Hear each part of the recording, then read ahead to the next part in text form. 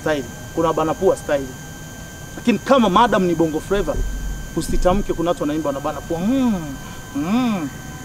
Ukizungumzia bana pua, mimi nakwambia kabisa ni wengi sana.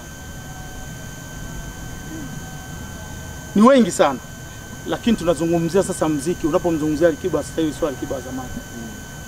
Uweze kusema eti yo eti natokea Pwani. Nakupa mimi. Yo haiwezi kutoka. Ila sikia.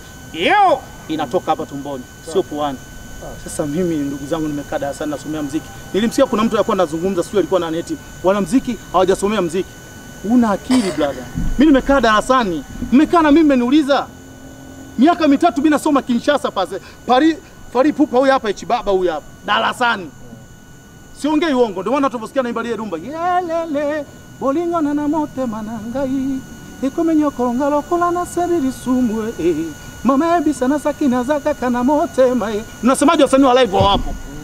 Si mnadanganya umma, mnapeleka madarasa. Tumalize kwamba wasanii wa live hawapo, lakini wasanii wa live wako Mwanza na hawataki kupata nafasi. Sio tutaki kupata. Hatupewi nafasi kwa sababu ni wasanii wa Mwanza. Roho mbaya. Sawa. Kwani wenyewe hawajui nafasi yangu ilipo?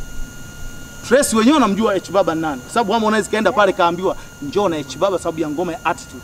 Akasema Echibaba hayupo yuko Mwanza analima. Mimi nalima mdogo wangu. Harmonize mimi nalima. Harmonize mimi nalima. Mimi nalima na Ramadhani.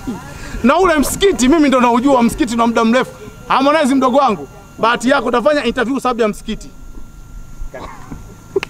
Subscribe Melo Online TV ili uwe wa kwanza kupata habari na matukio. Usahau kulike, kushare na kucomment. Kuwa familia yetu, tukuhabarishe, tukujuze na kukuelimisha.